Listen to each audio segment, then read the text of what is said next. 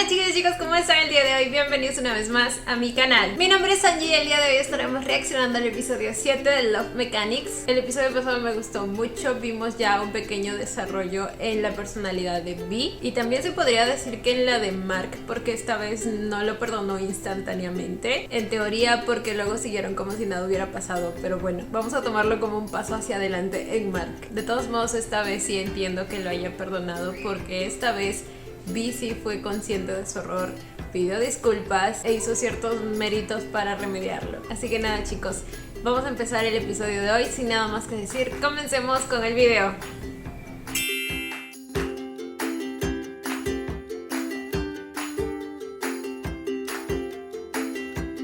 De todos modos, el día de hoy vamos a seguir renegando con él solo para no perder la costumbre. Pero que quede claro que un poquito mejor me está cayendo. ¿Siguen en el viaje?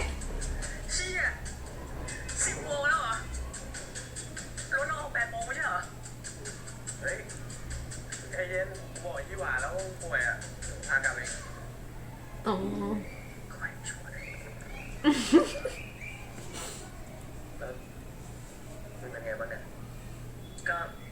Esta vez mediante la preocupación sí voy viendo cuánto le va importando poco a poco Mark cada vez más.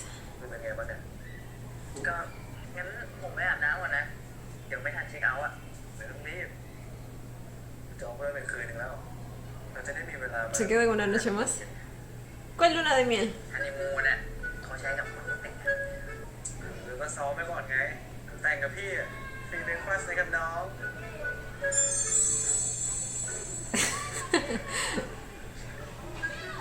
Ok.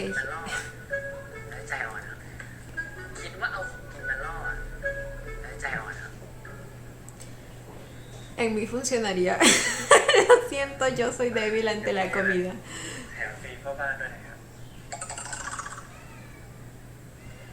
Así que es nuestro sirviente, como debe ser.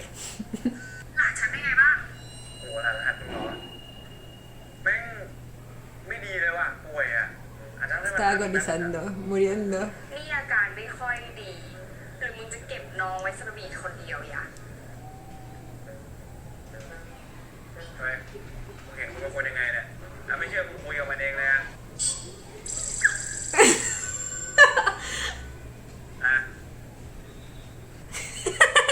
No. Ay, es que la creatividad y el descaro de Vi son otro nivel.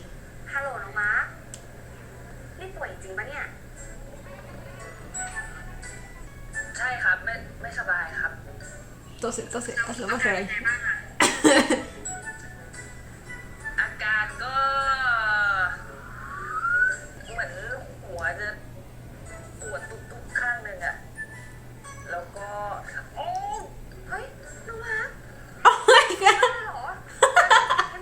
Un dolor de cabeza.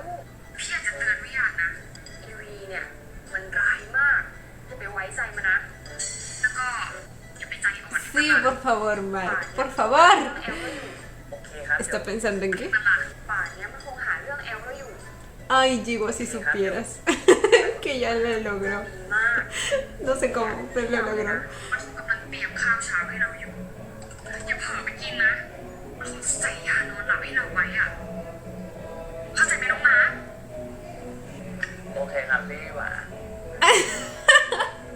Estos dos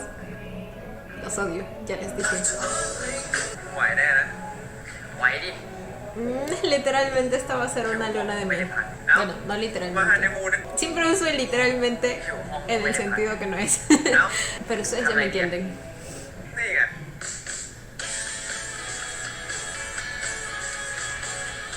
Oh, van a ir a remar. Todo un día para ellos dos solitos. ¡Ay! La convirtió en un sireno.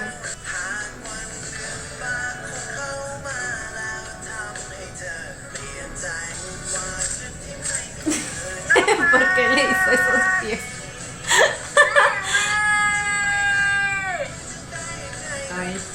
Ay, qué cursis.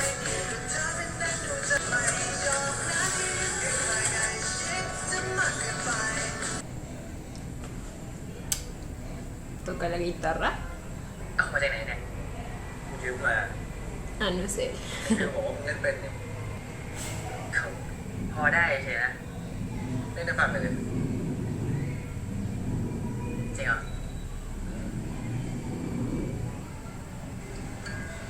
เธอคงรู้ว่าฉันนั้นรักเธอมาเท่าไรเอาเธอที่แสนดี Uy, ฉันละเมอในเพ้อถึงวันที่ฉั el น ritmo me gusta. รักกันอยู่ร่วมกันวันที่ฉันจะมองให้เธอทุกวันใจไม่เคยหาย Y así es como Mark fue cayendo poco a poco. บอกรักจะยังไม่ยานอยู่ในหัวใจท่านแดนเข้าไปดอกไม้เหรอไปเลย Ese gesto fue bonito. ใกล้เธอ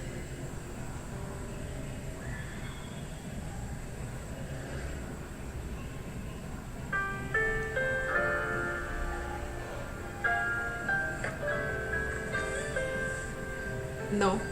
todavía no. Mark no se lo... Ah, bueno. Creo que en el episodio pasado insinuaron que yo lo habían hecho, así que... Ya ni para qué le digo. ใจอ่อนพี่งั้นผมไปอาบน้ำดีกว่า Gracias, Chihuahua. Lo siento, Vi. Hoy te quedas con hambre. เฮ้ยอ้าวก็เห็นมึงไม่ได้ล็อกอะนึกว่าอยากให้เข้ามา Excuse me. ลืมล็อก What? ไม่ล็อกอะอ้าวก็เห็นมึงไม่ได้ล็อกอะนึกว่าอยากให้เข้ามา Se pudo haber olvidado, hijo de tu... ลืมล็อกแล้วล็อกไม่ได้แล้วเป็นพ่อบ้านน่ะก็ต้องปฏิบัติคุณหนูสิครับ Al servicio incluye bañarlo y todo.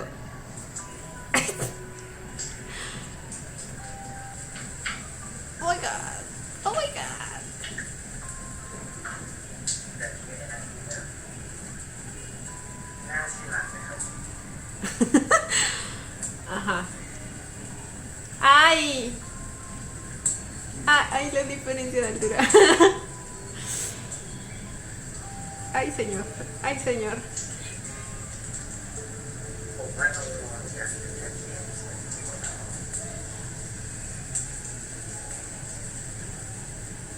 Yo también diría lo mismo.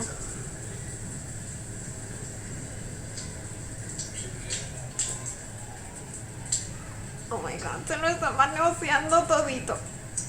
ชอบจะเวลาเรามาเรียนชื่อผีเนี่ย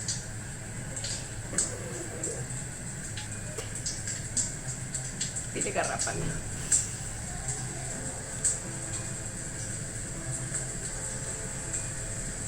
เวลามา Uy. Oh my god. ¿Lo dices realmente porque lo sientes? ¿Ya? O...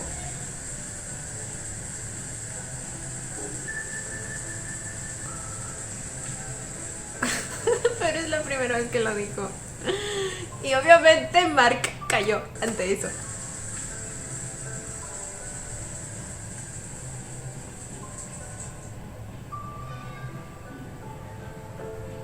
Oh my god. Oh my god. En la ducha. En la ducha. Turn Time se me viene a la mente. Segunda temporada.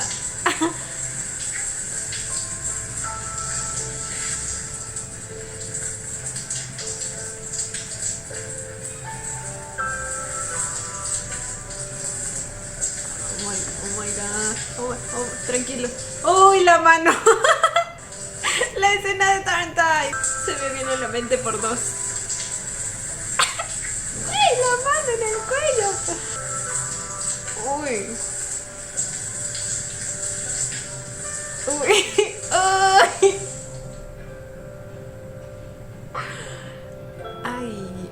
Ay, ok. Ok. Pues ya que, ya que no me queda de otra que resignarme. ไงเมื่อคืนสนุกไหมคำพูดคุ้นๆนะไม่ใช่ของพี่ไหมตอนนั้นอะที่มึงตื่นมาเจอกูครั้งแรกอะรู้สึกยังไงวะ Oh, ¿se refiere a esa vez? Ok. ตอนนั้นอะ Dígame que se va a disculpar, por favor, porque ese es otro de los temas que me ha mantenido enojada con él hasta ahora. ตอนนั้นอะที่มึงตื่นมาเจอกูครั้งแรกอะรู้สึกยังไงวะครั้งแรกก็งงอะแล้วก็เริ่มเป็นกลุ่มแล้วสุดท้ายก็เกลียด Y miren cómo lo dice ahora. แล้วสุดท้ายก็เกลียด Ay, bebito. Bueno, me alegro que él lo haya superado rápido, en parte porque se enamoró de él, pero pues me enoja porque no es algo que todos harían. Y si hubiera sido otra persona, quizá le hubieran dejado un trauma psicológico de por vida, ¿me entienden? แล้วตอนนี้อะตอนนี้ก็เกลียดที่ตัวเองมันไม่โกรธพี่แล้วไม่ต้องถามแล้ว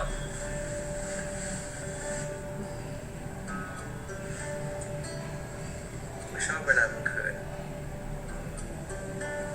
ชอบเวลามึงมองกูแบบนี้ชอบแววตามึงที่ภายในมันมีน้ำ Uy, no, lo llaman Romeo. แล้วมีอะไรที่ไม่ชอบไหม Ok, al parecer no lo va a decir. Lo siento, es que después de ver Kim Porsche realmente lo esperaba. Pero bueno, supongo que para Mark todos los cuidados que él tuvo después con él le hicieron olvidar todo eso, así que quizá para él no es necesario. Igual me hubiera gustado, pero bueno. ที่ภายในมันมีน้ำแล้วมีอะไรที่ไม่ชอบไหม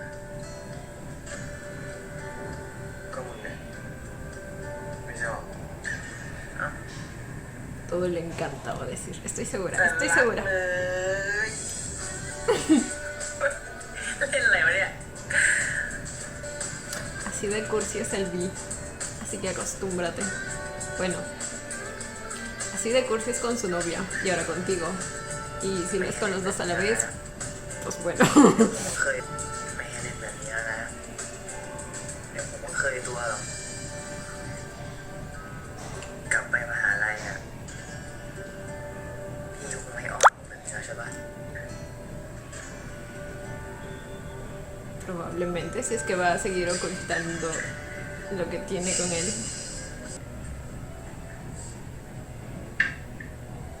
Oh, lo va a publicar. Su cara. Quiero ver su cara. อ้อนมึงไง Bueno, no sé, depende si él quiere. Pero eso ya es un avance. ทำอย่างเงี้ยไม่กลัวเพื่อนกูรู้อ่ะกลัวเสียมึงไปมากกว่ากูจะไม่ปิดใครแล้ว Eso espero.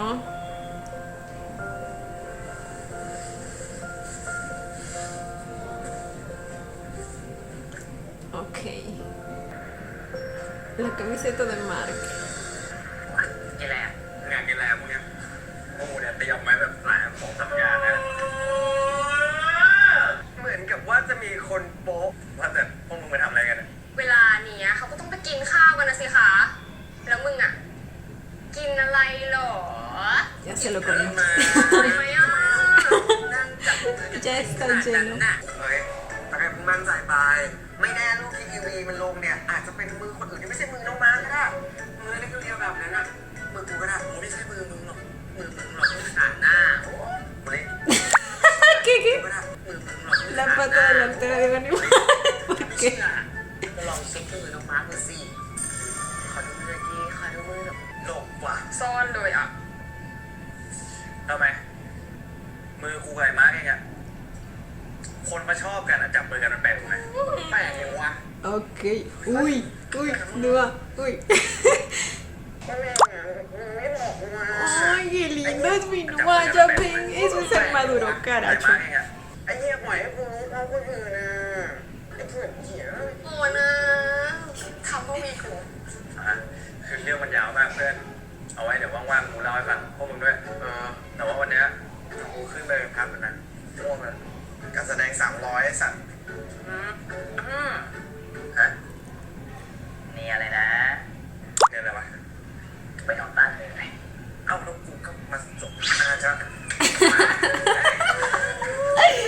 นี่น่ามาอยู่ Lindo. เฮ้หลอกให้กูมาส่งด้วย La cara de mí. หลอกให้กูมาส่งด้วย Tipo, me río para no llorar. ร้านไหนกันสมน้ำหน้าเลยอย่างแรก มึงขอเวลาเดียวนะ เรื่องพลอยอ่ะจะเอายังไง Queremos saber. Queremos saber. ก็ยังไม่ได้คุยกันจริงจังเลยวะแล้วเมื่อไหร่มึงจะคุยกูอะปล่อยให้มึงคบลงมาร์กแล้วเว้ย Así que no la แต่กูไม่ได้ cagues. สอนนะ Pero ya sé que lo vas a hacer, Vi. Es ปล่อย que. ให้มึงคบลงมาร์กแต่กูไม่ได้ปล่อยให้มึงคบสอนนะรู้แล้วนะ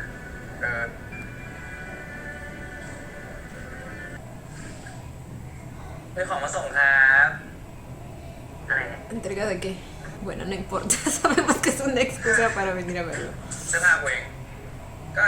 ฮันนีมูนจบแล้วนี่ก็ถึงเวลาย้ายเข้าเรือนหอ ¿What?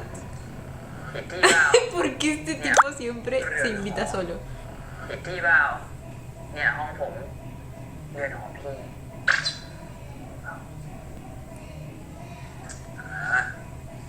นั่นแปลว่าถ้ากูจบกับพลอยแล้วเนี่ยมึงให้กูย้ายเข้ามาใช่ไหมงั้นมึงเข้าใจถูกแล้วเพราะว่าวันเนี้ยมึงจะไปเลิกกับเขา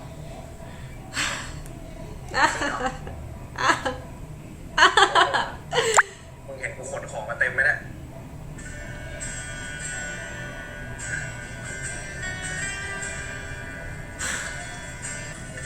ให้ได้อยู่นี่ตรงนี้ฝั่งซ้ายอ่ะกูจองนะ นี่ใครให้ใคร ไหนนะ Toda la vida, güey. Toda la vida. นี่ตรงนี้เลยกูว่านะเว้ยเดี๋ยวเอารูปหวานๆเราสองคนมาแปะมึงว่าไง เราเคยมีด้วยเหรอ นี่เลยโอ้โหเว้ยกูว่ามันกว้างไปว่ะเดี๋ยวเอาหมอนใหญ่ๆมาลงเผื่อวันไหนกูเบื่อที่เตียงมึงต่อกันที่โซฟาผมว่าไง Bueno, โอ้ย ¿para โอ้ย qué? Demasiada información. เราค่อยว่ากัน ¿Qué dijo? ไปเคลียร์เขาก่อนปะเราค่อยว่ากัน รู้แล้วกูนัดไปตอนบ่ายโมงอะ A la 1 de la tarde. Ok. นัดไปที่ไหนอะที่ห้องเหรอ ไม่ใช่เอาไปพยายาม Marco ไปสั está กพักก็ preocupado porque tengan alguna reconciliación de ese tipo. ใช่เอาไปพยายามไปสักพักแล้วก็ร้านกาแฟแถว ¿O ya no vive ahí? ไปด้วยกันปะล่ะ ไม่ดีกว่า ผมรออยู่นี่แหละเผื่อพี่เปลี่ยนใจ Oh. กูสัญญานะเว้ย Marco aún tiene ว่าครั้ง miedo. เนี้ยกูจะไม่ทำให้มึงต้องรอนาน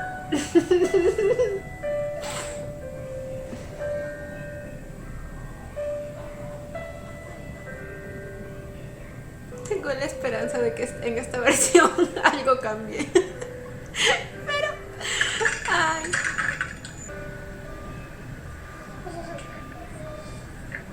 ช่วงนี้พลอยนอนดึกอ่ะก็เลยสายตาดำเลย โอเคไหมเนี่ย โอเคสิดีละ Sospechoso. Sospechoso. No creo que el tipo ese sea un abusador, ¿verdad? พี่ก็สบายดีอยู่แล้วจ้า เนี่ยสิ Se llama Tiu. พลอยเห็นในเฟซเราแอนอะ ก็ก็ยังอ่ะจนกว่าเราสองคนจะคุยกันจบว่าจะเอาไงกันต่อ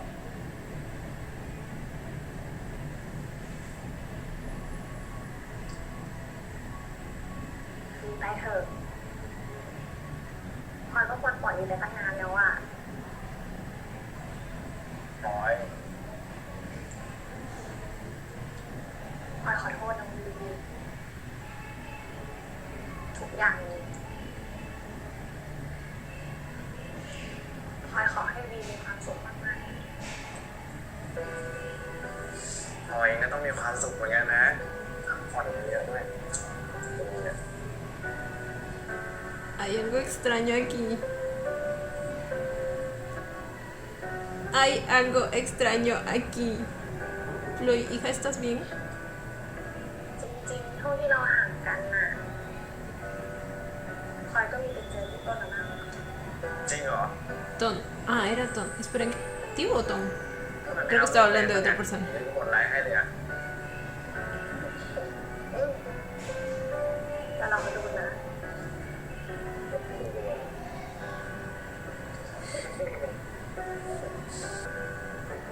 งั้น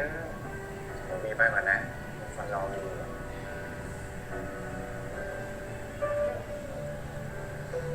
โชคดีนะ พลอยก็โชคดีเหมือนกันนะ Chloe no se ve como alguien que esté siendo feliz. ค่ะพี่ต้น ตอนนี้พลอยอยู่ไหน พลอยอยู่ร้านกาแฟกับเพื่อนนะคะ เพื่อนที่ชื่อเฮียวบีปะ เพื่อนก็คือเพื่อนจริงๆพี่ต้นใจเย็นก่อนได้ปะ Ay, no. แฟนหลังมอใช่ไหม Ay, no, es un tóxico de... พี่ต้นใจเย็นก่อนได้ปะ ร้านกาแฟหลังมอใช่ไหมบอกมันรอพี่แป๊บหนึ่งพี่อยากจะรู้มากเลย Está viniendo.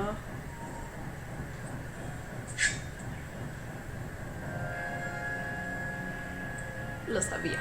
Siempre sospecho de personas que usualmente no usan lentes y repentinamente lo hacen. A ver, la chica no me caía bien, pero nadie merece esto. Y esa persona simplemente debe estar tras las rejas.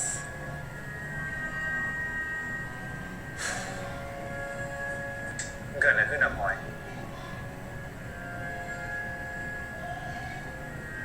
กลับไปก่อนได้ไหมอ่ะพี่ต้นเขาจะมารับเราแล้วอ่ะ Hija. Ay, hija. มันเป็นคนทำใช่ไหม กลับไปก่อนได้ไหม ใช่ไหม พี่เขาเป็นคนอารมณ์ร้อนอ่ะ เวลามาก็เลยพวกผม No, no, Floy, ¿qué estás haciendo? Floy. Amiga, date cuenta, por favor, por กลับ favor. ไปก่อนได้ไหม No puedes decir eso. No. พี่เขาเป็นคนอารมณ์ร้อนอ่ะ เวลามาก็เลยพวกผมอารมณ์ตัวเองไม่ได้ Ay, es un maldito borracho. พลอยโอเค No, no estás เอาวี bien. กลับไปก่อนได้ไหมได้ไหมวีพลอยขอร้อง No, Vi, pártele su madre. วี Corre, Vi. Dale bien duro. มาอยู่ไหน Y no dejes que él te dé a ti. ไม่มีเรื่องกันได้ไหม มาเพื่อนพลอยคนนี้หน้าคุ้นๆนะ หน้าเหมือนแฟนเก่าพลอยเลย ถึงมึงจะเป็นแฟนใหม่อะแต่มึงก็ไม่มีสิทธิ์ทำกับพลอยแบบ Hijo de... Ya saben que odio a los cobardes que tienen que traer a otras dos personas ถึงมึงพลอยแบบนี้ contra uno. ก็อย่างว่านะ ของมันเคยๆงั้นเอางี้ไหมมึงกับกูก็แบ่งกันใช้ เหมือนแต่ก่อนไง Ay, qué hijo de puta.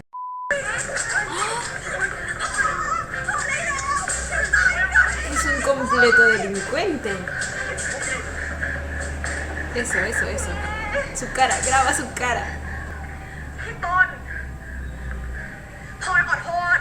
แต่พี่ไม่ทำอะไรวีแบบนี้ได้ไหมอ่ะ งั้นพลอยมาดิ Floyd. Alguien que esté ahí, que le ayude, por favor.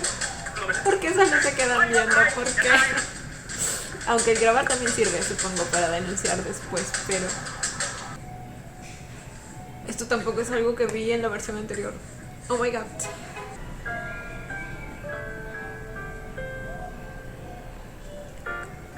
Sé que sí tienen fotos. Pues esto sí que le agrega un poco más de complejidad y profundidad al asunto. Oh. Esperen, Vi compró esas tazas. Está revisando lo que hay en la maleta que él trajo, ¿verdad? Ok, claramente tenía la intención de realmente iniciar algo nuevo con Mark. Me preocupa โล Chloe. กแรงไอ้สัตว์ เอาน้องมาร์คไอเบียร์ พี่วีเขาไปหาพี่พลอยตั้งแต่บ่ายแล้วอะครับ ตอนนี้ยังไม่กลับมาเลยอะผมไม่กล้าโทรมาหาเขาด้วย ไม่เป็นไรเดี๋ยวพี่โทรเองโทรดิงั้นเดี๋ยวพี่โทรหาเพื่อนคนอื่นให้ก็ได้ว่าเห็นไอวีเปล่าQué lindo que no está intentando la manera de calmar a Mark. อะไรวะก็ไอ้ปอนอ่ะบอกว่าไอวีโดนแฟนบอยกระทืบมา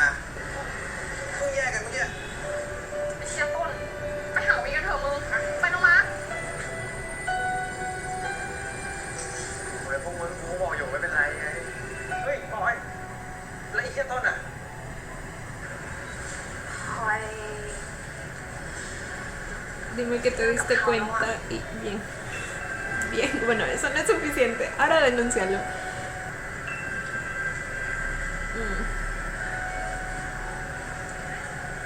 จริงๆพลอยก็คิดมาสักพักแล้วอะแต่ว่าก็หลอกตัวเองว่าที่เขาทำเพราะว่าเขารักแหละแต่ว่ามัน Suele pasar entre las personas que sufren maltrato. เขารัก Pero แหละ no, dense cuenta que no. แต่ว่า El amor no debe doler. ทำให้พลอยเห็นแล้วอะว่าคนที่รักกันเขาไม่ทำร้ายกันหรอก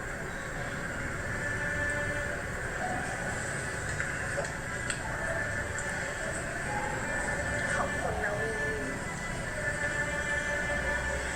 ขนาดวันสุดท้ายของเราแล้วอะพลอยยังทำให้วีเดือดร้อนอยู่เลย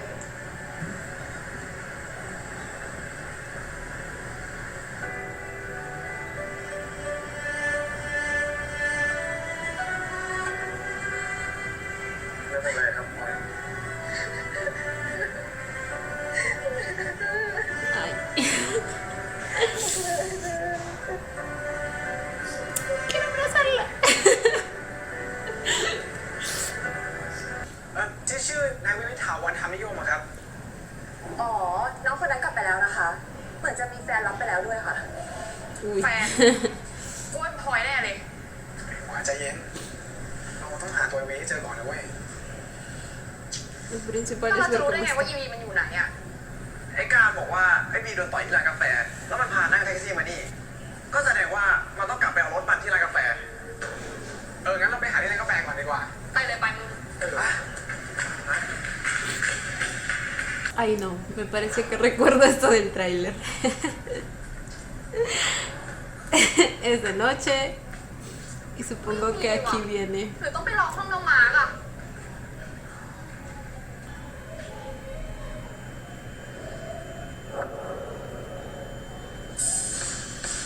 ไอ้เหี้ยบีเฮ้ย มาเดี๋ยว Ay, เดี๋ยวมึงไม่ต้องตามน้องไปเลยไอ้เหี้ยนี่หว่าคือกู oh my god. Recuerdo que en la primera temporada amé esa cachetada de Jiwa hacia mí. Ok, me gusta más cómo armaron todo aquí. En primer lugar, la que parece que lo está besando es Chloe. Es cierto que tampoco es que Vi esté rechazando el beso, pero al menos sé que no me va a poner la pinche excusa de que simplemente quería darle un último beso, que fue lo que plantearon en la versión anterior y fue lo que odié, realmente odié. De todos modos me enoja, pero me enoja menos. Ay, Mark. เดี๋ยวมึงไม่ต้องตามน้องไปเลยไอ้เหี้ย Chico va con toda su fuerza, güey. พอแล้ว มึงหยุดเลยนะ หรือมึงอยากโดนอีกคน No, ya no más, por favor. มันเหรอ หรือมึง Pobrecita. อยากโดนอีกคน มึงกลับไปเอามันเหรอ Igual Jiwa que habló. Chloe sabía อยาก que โดนอีกคน Vi tenía a alguien nuevo, o sea. มึงกลับไปเอามันเหรอ De todas maneras, es un poco más comprensible que se le hayan movido los sentimientos a Jigo a partir de todo lo que pasó y el darse cuenta que es Vi quien siempre cuida de ella. No lo estoy justificando, pero es más razonable de acuerdo a la versión anterior. ผมเลิกกันแล้ว Respecto a la versión anterior. แล้วมึงจูบกันต่อหน้าแฟนใหม่มึงเนี่ยนะแฟนใหม่ ก็ดิหลานรหัสกูไงที่คอยปลอบใจอีวีตอนที่มึงนอกใจมันไง มาแล้ว มึงจำไว้นะ มึงอย่ามายุ่งกับน้องกูอีกมึงไม่ควรกับน้องกู Jigo te amo. พลอยขอโทษพลอยเป็นบ้าอะไรก็ไม่รู้วีเดี๋ยวพลอยจะไปอธิบายกับป้าเองนะ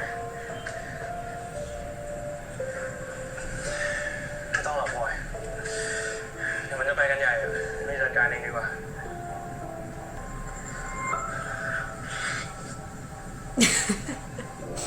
Bueno, esas cachetadas ya se las tenían bien merecidas desde antes. Llegó el momento. พี่เหนือให้พี่ไปส่งที่ห้องนะ พี่กลับไปก่อนเลยดีกว่า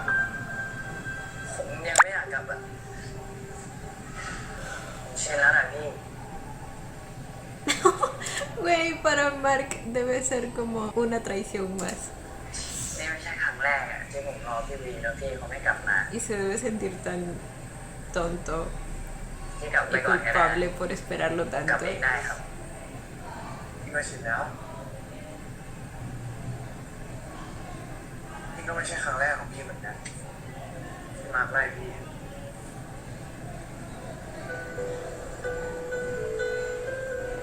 แต่วันนี้พี่ขอดื้อนะมาจำได้หรือเปล่าวันนี้พี่เคยบอกว่า เราเป็นพี่น้องกันแล้วอะมาเราเป็นน้องกันนะถ้ามีอะไรก็ได้พี่ชายคนนี้ถ้าน้องเจ็บอะ Oh, bro. ทำไมพี่ต้องทิ้งด้วยวะ Oh my god.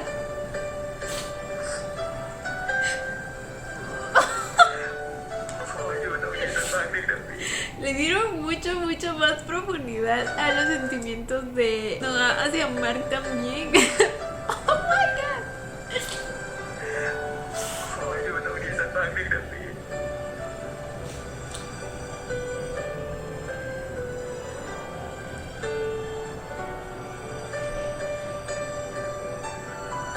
Oh.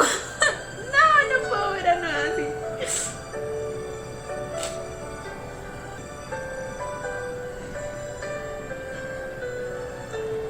Qué lindo que pueda ser su hombro sobre el hombro sobre el que Mark pueda llorar sin pedir nada a cambio. Ay.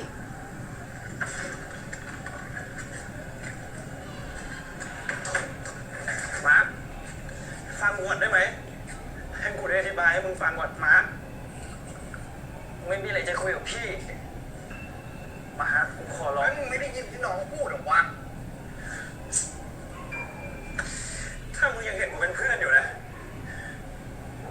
ปล่อยให้กูได้เคลียร์กับมันก่อน ก็เพราะกูเห็นมึงเป็นเพื่อนไงไม่งั้นมึงตายคาตีกูไปนานแล้ว Oh no.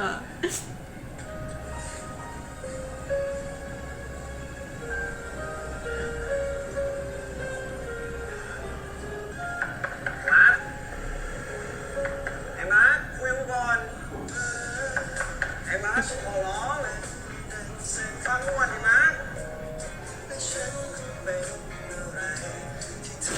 Los planos inclinados.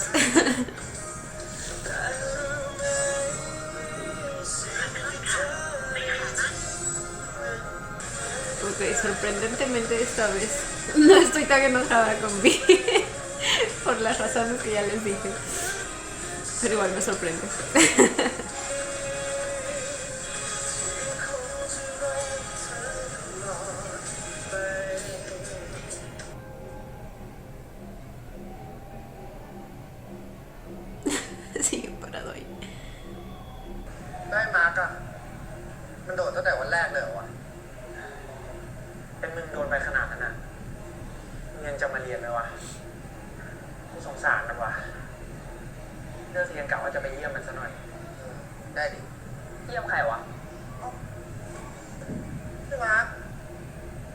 Nuestro bebé renació como el ave fénix. แล้วมึงโอเคแล้วเหรอวะ Pues sí, ni modo que se quede en su cuarto tirado llorando por un chico toda su vida. Ya pasó por esto una vez. Bueno, no en la misma situación, pero me refiero a que ya pasó por un desamor antes. Y salió de esto. แต่กูว่ายังมีคนไม่ move on เนาะ Uy, uy, Vi debe tener en contra a todos. พี่มีหน้ามาหาเพื่อนผมอีกเหรอ ไม่เป็นไรกูก็ว่าจะเคลียร์ให้มันจบเหมือนกันสายอะตามมัน Ok. คืออย่างนี้แหละมันใช้เวลาไม่นานใช่ปะ มาร์คกูขอโทษ กูผิดไปแล้ว กูสัญญา มันจะไม่มีเรื่องแบบนี้เกิดขึ้นอีก ไม่ต้องขอโทษแล้วนะ คือผมไม่ได้คิดอะไรกับพี่แล้วอ่ะพี่จะไปทำอะไรกับใครที่ไหนก็เรื่องของพี่เลย มาร์ค Ok. มึงอย่าประชดกูแบบนี้ได้ไหม Es la peor cosa que le puedes decir a alguien si realmente quieres lastimarlo. Y me encanta, lo siento, me encanta que Mark lo esté haciendo, aunque siento que esta vez Vi no merece tanto así. Pero pues si contamos todo lo que aún no ha pagado, se lo merece el chico. Les decía que muestre tanta indiferencia y que demuestre que lo ha superado ya y que has seguido con tu vida adelante. Creo que es lo que más le puede doler a una persona que siempre ha sentido que eres todo en su vida. Así que me gusta que finalmente Mark esté haciendo esto, aunque siento que no es del todo cierto. Aún, obviamente no creo que lo haya superado del todo, pero esta imagen fuerte que está proyectando me gusta มึงอ mucho. ย่าประชดกูแบบนี้ได้ไหม พูดจริงๆนะพี่อย่ามาเสียเวลากับผมเลยผมรำคาญว่ะ กูทำไม่ได้วะถึงมึงจะไม่คิดอะไรกับกูแล้วอ่ะแต่กูยังรักมึงเหมือนเดิมนะมาร์ค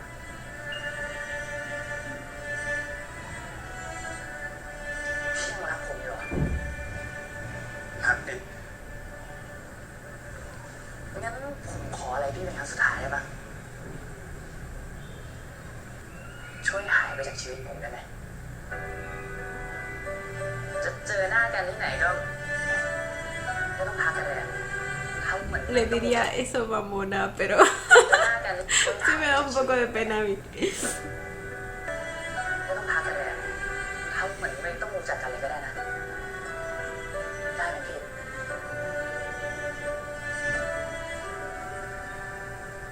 มึงต้องการแบบนั้นจริง ใช่ La seguridad con la que está hablando Mark. Amo. ๆได้กูจะทำให้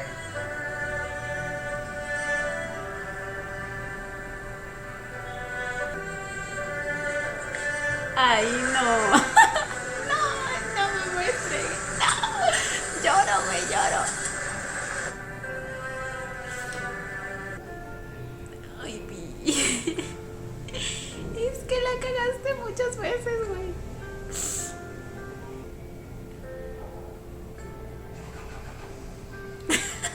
Ay, ¿por qué estoy llorando más con él que con Mark? Por favor.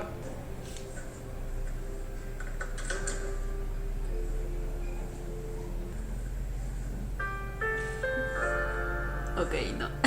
Lo sabía. Ha sido valiente, pequeño Mark.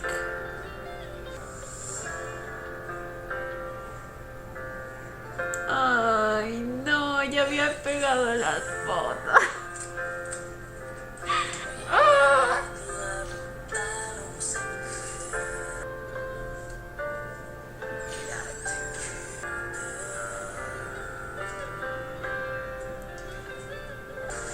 Está sacando todo.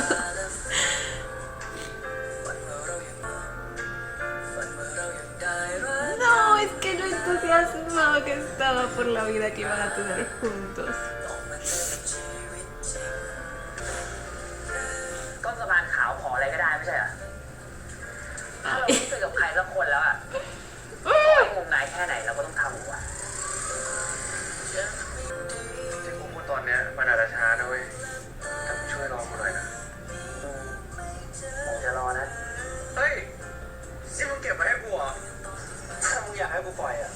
มึงก็บอกมาดิ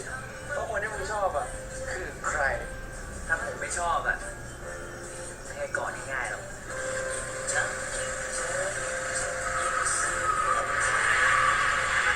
Ay, ay, ay, pero señor, ¿por qué adelante el auto así?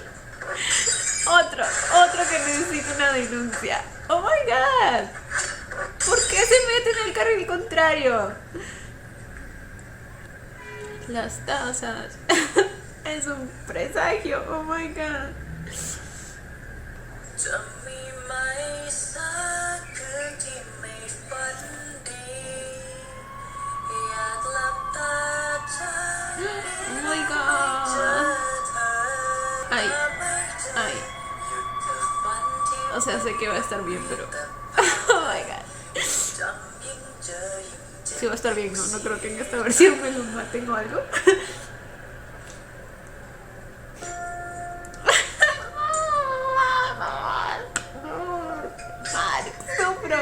Sufro, güey.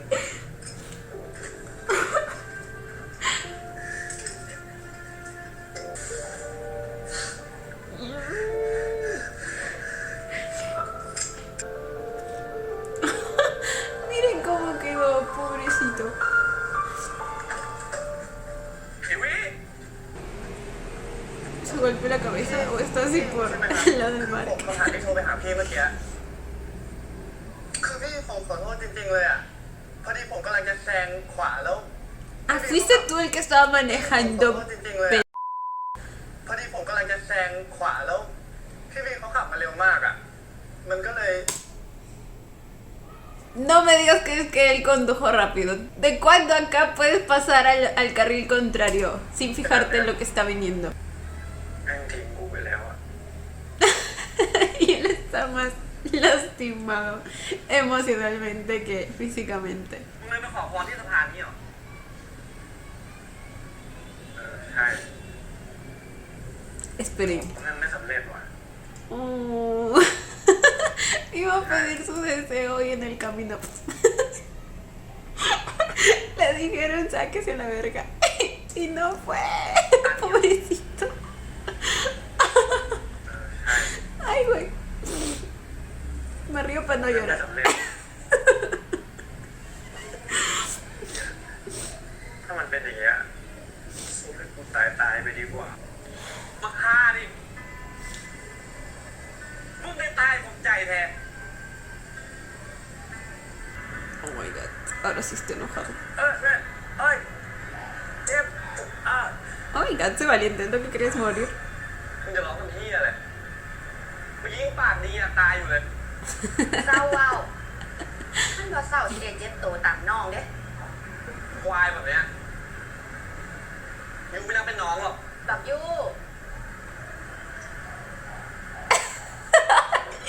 Ay, yo te entiendo.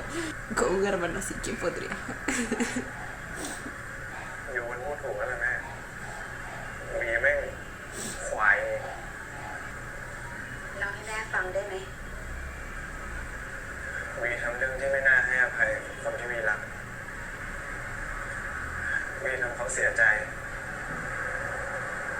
แล้วเขาก็ทิ้งมีไปแล้ว เรื่องมาร์คใช่ไหม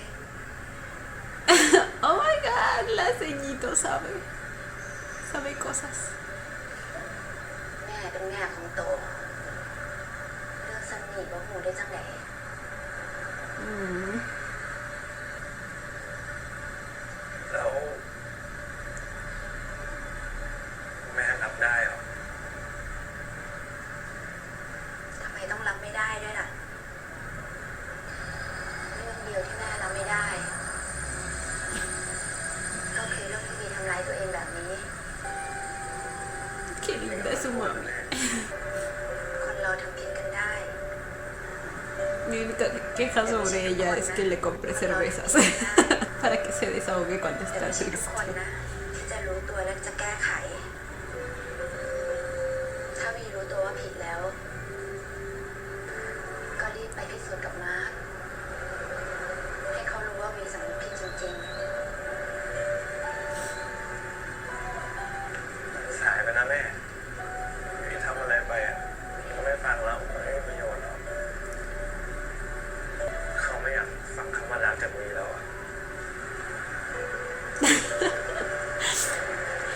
mamá habla en tercera persona, ¿verdad? O siempre habla en tercera persona. No me he dado cuenta. เป็นอย่างนี้หรอก แทบจะไม่ได้เลยอ่ะเหมือนกันรู้ไหมปักอะไรวีล่ะวีไม่มาเรียนหลายวันแล้วอ่ะสงสัยทำใจไม่ได้ มึงอยากรู้ปะว่าเรื่องอะไรอ่ะ หวายใจเย็นก่อน Oh my god. แล้วพลอยมีอะไรกับวีหรือเปล่า Yo no querría encontrarme con Jiwa enojada. หวายใจเย็นก่อน พลอยแค่อยากมาขอโทษวีอ่ะแล้วก็อยากมาถามด้วยว่าวีได้เล่าเรื่องวันนั้นให้ทุกคนฟังหรือยัง เรื่องวันนั้น มันมีอะไรต้องเขียนเหรอ Bueno, si hay una explicación, creo que deberían escucharla. Ustedes ven si le creen o เฮ้ย no. คิดว่าเจ้าของเป็นพระเอกเอ็มวีบอ Por lo visto ya les explico. เมื่อไหร่มันจะบอกพวกกูวะพลอยบอกพวกกูหมดแล้ว เดี๋ยววีไปส่งที่หอนะ ไม่เป็นไร แล้วถ้ามันไม่จบไปดักรอที่หอทำไงล่ะ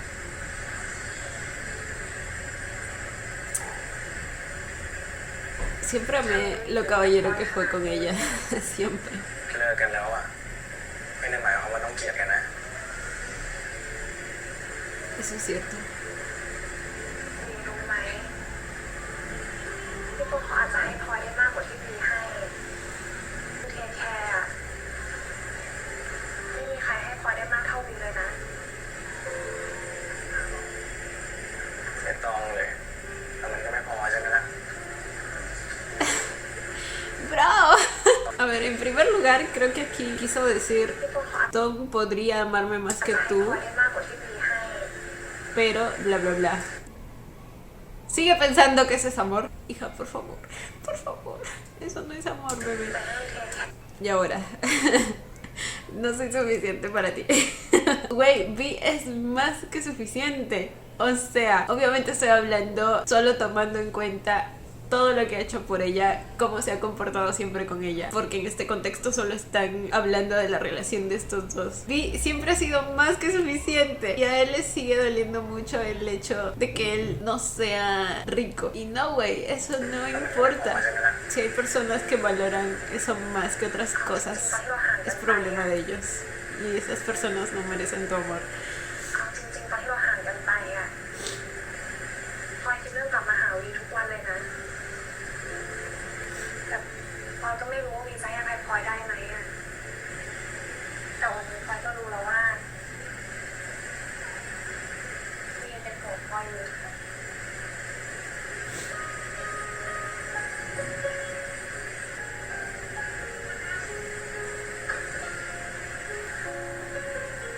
เรากลับมาคบกันได้ไหม ไม่ต้องเหมือนเดิมก็ได้พลอยสัญญาว่าพลอยจะไม่ทำให้วีเสียใจอีก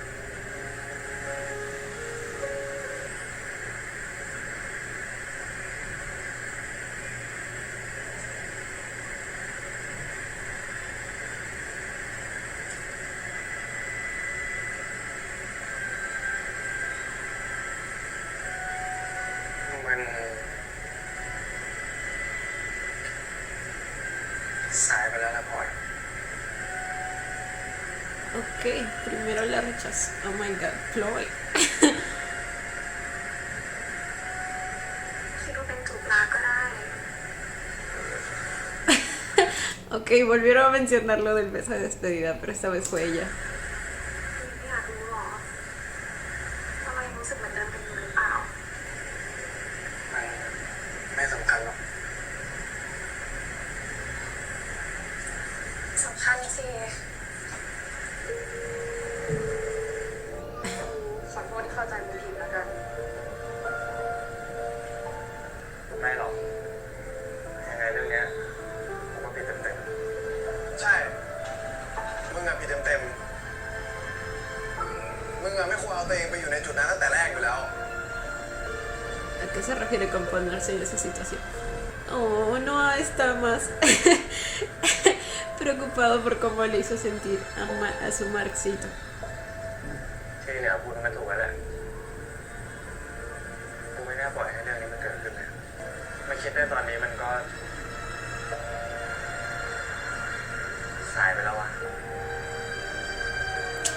vez no lo veo tanto así. กูเข้าใจมึงนะเว้ยคิดว่าไอ้มาร์คควรได้รู้เรื่องนี้เว้ยแล้วน้องมันจะยังไงต่อมาให้มันตัดสินใจจริงๆตอนแรกอะกูก็คิดแบบนั้นแหละ Pero จนน้องมันบอกว่ามันไม่อยากฟังกูแล้วอะที่ผ่านมากูทำมันเสียใจไม่รู้กี่ครั้งสัญญาเหี้ยเลยกูไม่เคยทำได้เลยกูว่ามันถึงเวลาแล้วแหละ pues la verdad sí. ที่กูต้องปล่อยให้มันไปเจอคนที่ดีกว่ากู Ok. Esto demuestra un avance aún mayor en Vi. Pero esta vez te apoyo, Vi. Vamos, saca tus habilidades de garrapata que siempre has tenido. Así que lucha por él. พ่อว่าถ้าเอาไอ้แก่ไปเธอเนี่ยมันจะได้สักกี่ตังค์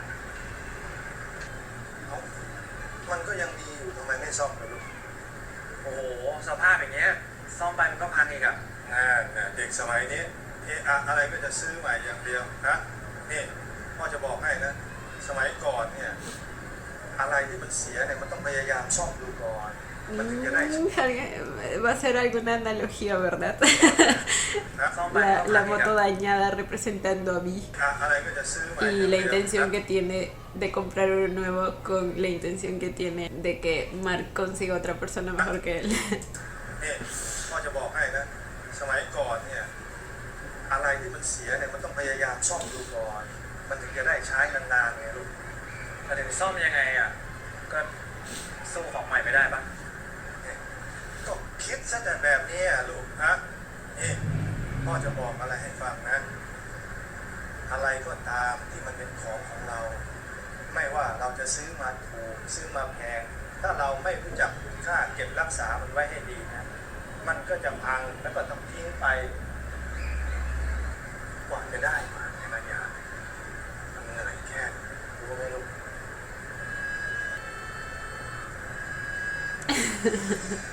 อ่ะงั้นมีให้พ่อซ่อมให้ก็ได้ บอกซึ่งเนี่ยเอาเสียมาจากไหนเอาจากไหนก็เอาจากสีตัวเป็นคนเฮ็ดพังตัวก็ต้องซ่อมเองตัวนั่นบ่ล่ะบ้านนี้บ่เคยสอนให้คน Igual que el desmadre que เขา hiciste. สร้างปัญหาขึ้นมาเขาก็ต้องซ่อมเองเข้าใจบ่ลูกชาย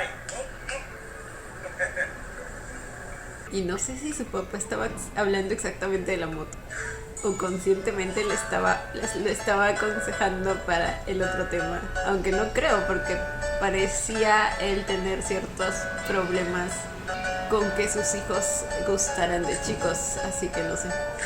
โอ้คนนี้โสดทั้งชีวิตแล้วเนี่ย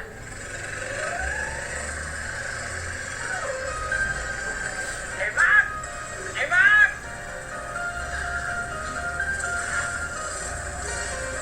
สัญญากับผมแล้วไงว่าจะเลิกยุ่งกับผมอ่ะชีวิตกูอ่ะผิดสัญญากับมึงมาไม่รู้กี่เรื่องอีกสักเรื่องจะเป็นอะไรไปวะไม่ต้องการอะไรวะมึงไงกูจะหลอกหลอนมึงจนกว่ามึงจะยอมคืนดีกับกู ¡Oh my god! ¡Es nuestra garrapata, caracho! พ่อแม่ขับมอเตอร์ไซค์ขึ้นมาครับออกไปครับไอ้บ้า ¡Oh my god! กูได้เลย ¡Oh my god! ¡Oh my god! Lloro. Ok, tengo que decir que para este episodio Vi ya se ha ganado mi corazón, por fin. Y bueno chicos, este fue el episodio 7 de Love Mechanics. Definitivamente mi episodio favorito hasta ahora. En primer lugar por la cantidad de emociones que carga. En segundo lugar porque siento que en este episodio se concreta en cierto modo el desarrollo de Vi.